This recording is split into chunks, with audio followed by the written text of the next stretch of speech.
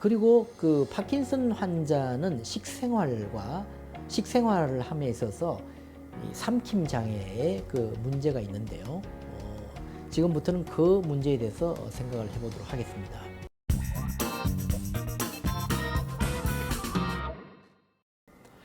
파킨슨병 환자는 음식물을 씹고 삼키는데 어려움이 크기 때문에 상당히 삶의 질이 떨어지는 것이 큰 문제입니다. 발음과 관계되는 근육들이 씹고 삼키는 일에도 관여하고 있기 때문에 삼키기 어려운 증상과 발음 이상의 증상이 흔히 동반되어 나타나는 경우가 많기 때문에 이중고를 앓고 있다, 이렇게 볼 수도 있겠습니다.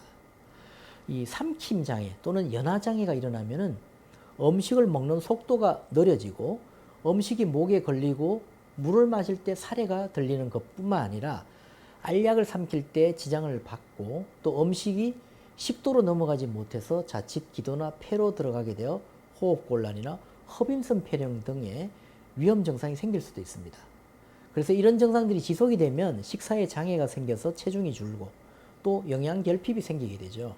그래서 먹는 방법과 음식물을 조절해서 이런 문제들을 극복하도록 하는 것이 상당히 중요하다고 볼 수 있습니다. 파킨슨 환자의 식생활과 삼킴 장애에 대해서 설명을 드리고 있는데요. 우선 파킨슨병 환자들은 이 식기 사용이 어렵고 음식을 너무 자주 흘리기 때문에 상당히 고통이 심한데요. 그래서 파킨슨병 환자에게는 과거에 사용했던 기본의 식기보다도 조금 더 무거운 것이 사용에 편리하고 또 가느다란 손잡이보다는 두꺼운 손잡이가 사용하기에 편리합니다. 그리고 수저나 포커도 손잡이가 두껍고 무거운 것을 사용하도록 하는 것이 도움이 될 수가 있습니다.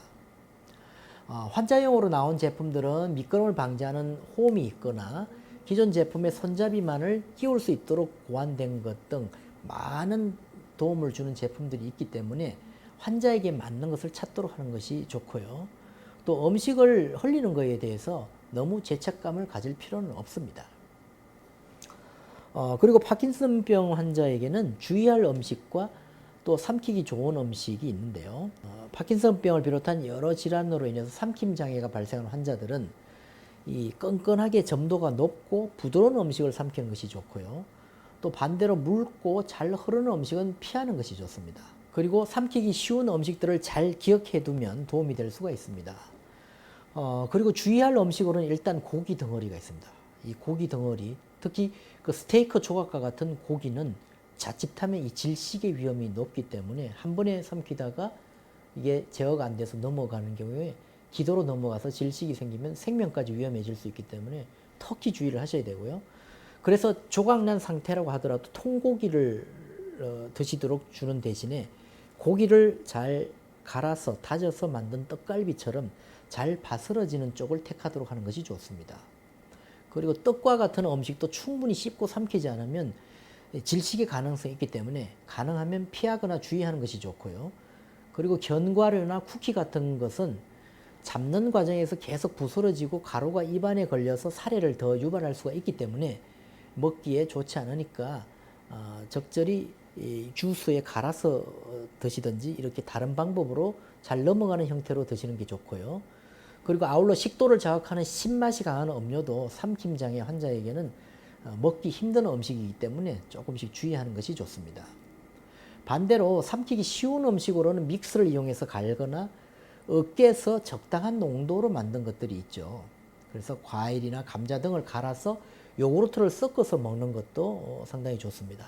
빵을 고를 때도 너무 딱딱하지 않고 부드러운 것이 좋고 또 쉽게 부스러지지 않는 것을 고르도록 하는 것이 좋습니다.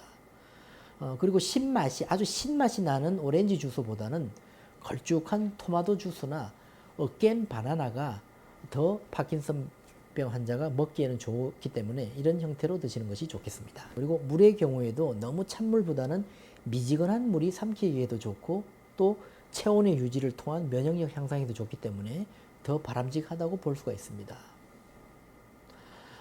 그리고 잘 익은 부드러운 닭고기나 뼈를 잘 발라낸 생선, 그리고 으깬 감자, 죽, 아이스크림이나 요구르트 등이 대표적인 삼키기 쉬운 음식으로 분류가 되니 이런 음식들을 적절히 드시는 것은 도움이 될 수가 있겠습니다. 그래서 이런 삼킴 장애가 우려가 되는 파킨슨병 환자들에게 바람직한 또 식사법이 있습니다. 그 첫 번째는 규칙적으로 식사하고 식사 시간을 여유 있게 잡는 것이 좋습니다. 그리고 두 번째는 불편하다고 눕거나 뒤로 기울인 자세는 좋지 않습니다. 식사 자세는 허리와 목을 세워서 바르게 앉고 발을 바닥에 붙이는 자세가 바람직합니다. 그리고 세 번째로 음식을 먹을 때는 음식을 넘기고 씹고 삼키는데 집중하도록 하는 것이 좋습니다. 식사하면서 TV를 켜두고 보는 것은 가능하면 자제하는 것이 좋고요. 그리고 말을 많이 하는 것은 안전한 삼킴 기능을 방해할 수도 있기 때문에 천천히 음식을 음미하고 집중해서 식사를 하고 대화는 식사를 끝낸 다음에 천천히 하는 것이 좋습니다. 그리고 네 번째로 한 번에 많은 음식을 먹거나 아침, 점심, 저녁 식사로 나누어서 하는 것보다 하루에 4회 또는 5회로 간식을 포함해서 가볍게 자주 나누어 먹도록 하는 것이 더 도움이 될 수가 있습니다. 그리고 다섯 번째로 국물 종류를 마실 때에는 특히 살에 걸리기 쉽기 때문에 점정제를 활용해서 걸쭉걸쭉하게 만들어서 드시는 것이 도움이 되고요. 음식을 삼킬 때 앞으로 약간 숙이는 것이 도움이 될 수 있습니다. 턱을 밑으로 약간만 당기는 자세가 더 도움이 될 수 있습니다. 그리고 일곱 번째로 음식을 한 입에 조금만 넣고서 충분히 씹고 입에 있는 음식을 완전히 삼킨 후에 그 다음 음식을 먹는 것이 도움이 될 수가 있고요. 그리고 여덟 번째로 물을 마실 때에도 한 입에 조금만 넣고서 잠깐의 준비 시간을 두고 삼키도록 하는 것이 도움이 됩니다. 한 번에 무조건 삼키겠다고 생각하지 말고 한 번 삼켜도 잘 넘어가지 않는 경우에는 두 번째 삼키는 과정을 통해서 나누어서 완전히 삼키도록 하는 것이 도움이 될 수 있습니다. 그리고 아홉 번째로 정상인도 여러 번 잘 씹어야만 넘길 수 있는 음식은 피하도록 하고 미끈하게 잘 넘어가는 음식을 택하도록 하는 것이 바람직합니다. 그리고 열 번째로 함께 식사하는 사람들은 환자가 서두르지 않고 충분한 시간을 가질 수 있도록 배려하면서 함께 천천히 식사하시도록 하는 것이 중요합니다. 환자가 피곤해질 수도 있기 때문에 중간중간 쉬면서 천천히 식사하는 것까지 고려한 식사 시간을 잡도록 하는 것이 중요합니다. 그리고 11번째로 음식은 소량씩 입안에 넣고 씹으면서 서서히 입 뒤쪽으로 옮기는 것이 중요합니다. 그리고 마지막으로 간병인이나 가족들이 식사를 돕는다면 입안에 음식물이 모두 넘어간 것을 확인한 후에 다음 음식을 주도록 하는 것이 중요합니다. 그리고 파킨슨병 환자들은 이 침을 많이 흘리는 것을 흔히 발견할 수가 있습니다. 가만히 있을 때 입술이 다무러지지 않고 벌어지기 때문에 그런 현상이 나타날 수도 있고요. 또 침에 대한 삼키기 반사가 느리고 또 횟수도 줄어들고 또 침이 입에 많이 고여 있다는 사실을 본인들이 잘 알지 못하기 때문에 이런 현상들이 나타난다고 볼 수가 있습니다. 심할 경우에는 물론 약을 복용하면 효과가 있지만 반대로 입이 마르고 입맛이 쓰고 식욕이 없어지고 변비가 생기는 소화기 계통에 부작용이 생길 수도 있습니다.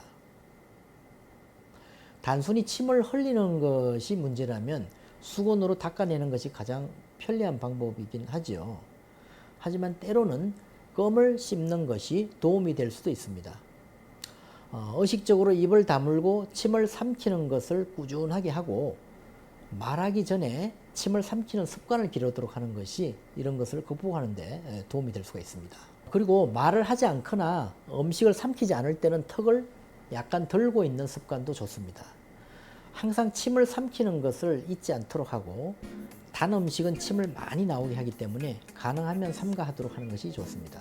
그리고 음식을 먹거나 말할 때를 제외하고는 항상 입을 다물고 있는 습관을 들인다면 이런 증상들을 극복하는 데 도움이 될 수가 있습니다.